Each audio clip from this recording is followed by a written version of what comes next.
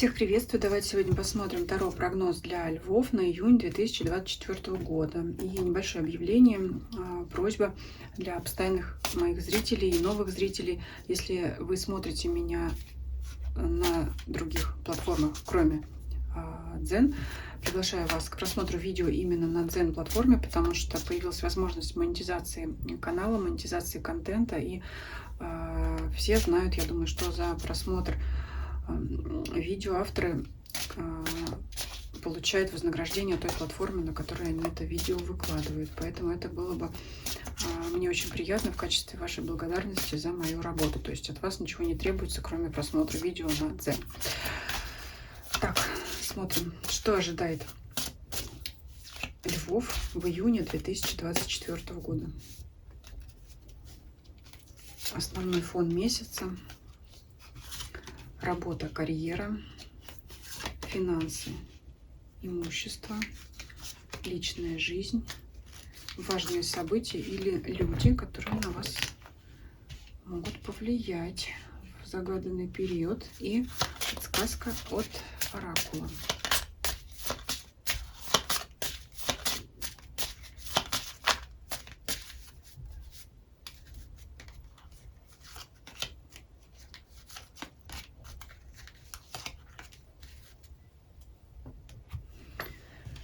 Так, основное настроение — отшельник.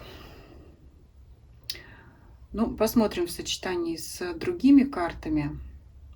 Это может быть как напрямую нежелание общения, хотя для вас это очень не характерно. Больше, наверное, вам подойдет здесь поиск чего-то нового, может быть, поиск идей. Ну, тоже уход от старого, да, вот что-то вот найти. Во тьме с фонарем человек ищет свой путь. Очень нехарактерная карта для львов, конечно, хотя всем знакам зодиака в той или иной степени, в той или иной момент жизни присуще вот такое философское настроение. Кстати, оно у вас может быть, захочется поразмышлять о смысле жизни, например. Давайте смотреть подробнее. Работа, карьера. Тройка пентаклей. Ну, вы мастер своего дела. В сочетании с картой отшельника очень для многих, у многих может появиться желание открыть собственное дело. Это когда вы достигли большого мастерства на предыдущем месте работы и подумываете о том, чтобы зачем работать на кого-то, я теперь могу работать сам на себя. Я вот даже не знаю, что тут еще добавить. Если вы новичок, это желание как раз развиваться и достигнуть этого мастерства, да, если вот вы, например, пришли на новую работу, если это особенно ваша первая работа, да, после там студенческих лет новая работа, да, даже если вы уже давно работали, может быть, вы перешли на другую работу, новая для вас сфера, желание изучить все и постичь все премудрости, так сказать, да, вот премудрости, да, вот карта отшельника, карта мудреца. Еще может быть, знаете, желание, вернее, нежелание делиться своими знаниями с другими, потому что ну, здесь нет такого резкого негатива, но все-таки как бы вы можете понимать, что не надо отнимать у меня мой хлеб, да, потому что я мастер, и как бы вот я хочу им остаться. Это как монополия на собственные умения, достижения, знания. Ну, может, желание быть у других людей, да, у вас чему-то научиться, но вот захотите вы или нет, ну, вопросик такой. Вот остановлюсь на этом, вот здесь вот как-то все равно отшельник каждой сфере здесь придает какой-то философский смысл, но это вот прямо карта мастера.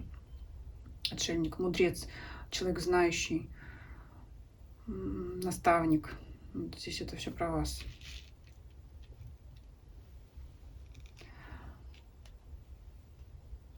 Как-то вот желание, знаете, все-таки желание трудиться одному. Если вы работаете один, это наслаждение этим, да, своим трудом. Если вы работаете в коллективе, у вас нет такой возможности. Знаете, это как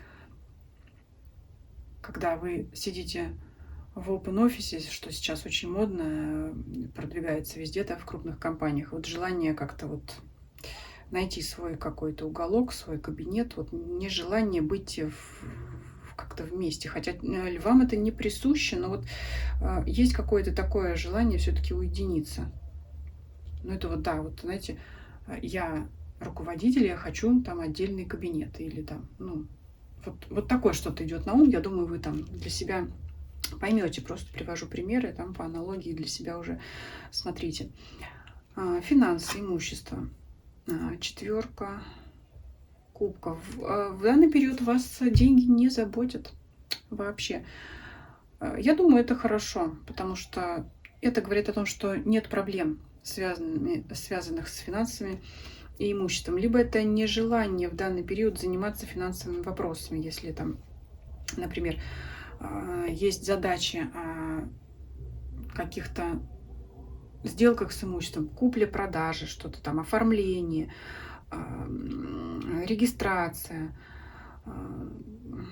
решение вопросов с банковскими и кредитными организациями. Вам просто не хочется сейчас этим заниматься, либо, ну, вам сейчас не до этого, у вас какие-то искания, духовная жажда какая-то, да, как в одном известном фильме. Вот это про вас. Вот это вот уже, знаете, как раз про льва, как мне кажется, про львов. Это что-то более возвышенное такое. Или знаете, еще такое идет, я из другого еще фильма. Я месье в сантимах не считаю. Тоже, если знаете, кто, пишите все эти фильмы. Старые люблю. Ну, то есть нет, знаете, вот этой какой-то мелочности, это нежелание какие-то считать каждую копейку. Это вот такое, знаете, приходит пример. Ну вот, давайте там что-то вот купим, вот тут подешевле, тут подороже, а вы вот так вот, знаете, с барского плеча. А да какая там разница, бери там и не парься. И главное, чтобы, ну, вот такое вот какое-то, знаете, отношение к деньгам, что это все презренный металл, вот это вот такое. Ну, плюс в том, что деньги есть. У вас об этом голова не болит. Вам дают, вам предлагают, а у вас духовная жажда. Так, личная жизнь. Что здесь? Иерофант. Иерофант в личной жизни говорит, конечно, о браке. Эта карта говорит о том, что, может быть, кто-то из вас захочет именно провести обряд венчания. Это вообще может говорить о свадьбе. Это может говорить для тех, кто не в паре, о ваших мыслях, о том, что, например, настало время, пора, появилось желание, да, особенно для мужчин, да, для женщин это всегда оно в мыслях об одном, да. А вот здесь вот, если прям для мужчин подчеркну, это желание о том, что хватит быть холостяком, пора, значит, вступать в брак, особенно если есть партнерша.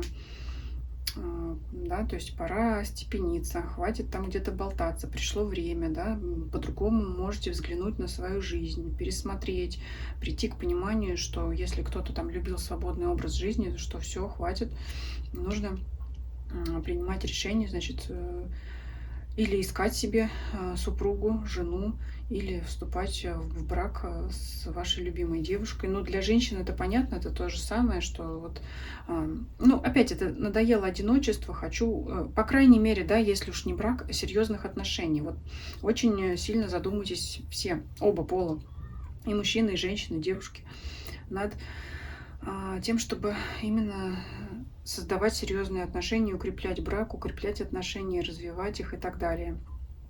Давайте посмотрим, что важного происходит рядом с вами. Семерка жезлов. Ну, эту карту, наверное, надо раскрыть, а, впрочем, не надо. Она уже тут отшельником раскрывается. Я думаю, что много людей, которые хотят попасть в ваше поле зрения, принять участие как-то в вашей жизни и никак не могут до вас добиться, потому что пробиться к вам невозможно, либо крайне тяжело в данный момент времени. То есть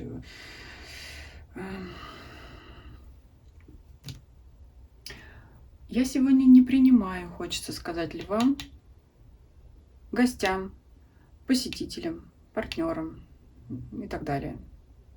к вам хотят с общением, с контактами, никак не могут к вам пробиться, потому что, ну, просто вы не даете возможности. Не хотите. У вас на повестке дня более серьезные цели. Я уже сказала, принятие решений, философские какие-то размышления, глобальные мысли. И вы хотите вот как-то во всех сферах жизни принять решение внутри себя, серьезно, так скажем, обсудить с самим собой, все взвесить, и вот не готовы к контактам, особенно чувствуется мне, особенно каким-то вот деловым, не склонны вы решать вопросы. Вот здесь, что по финансам вы их оставьте, что здесь вот я занят, позвоните попозже. Вот так вот здесь. Ну, то есть вот к вам все с какими-то с делами, с какими-то вопросами, а вы вот, да, вы в себе. Давайте посмотрим совет от оракула.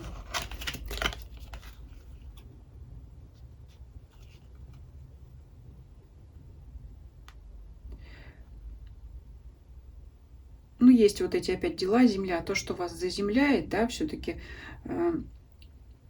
насущные дела какие-то, рутинные, текущие задачи, они вас приземляют, вам приходится выполнять что-то, то, что должно вам. Но вы вот опять погружены в себя, в свой разум. Эта карта, она еще раз подчеркнет вот эту карту отшельника, она как бы ее дублирует и говорит о том, что занимаясь работой, рутиной, домашними делами, вы погружены в себя, погружены в своих мыслях. У вас есть понимание, что сейчас вот приходят к вам новые идеи, кристальные ключи здесь, да, это вот что-то новое, чистое. Идеи. Ключи это как вот иносказательно, это идеи, которые вам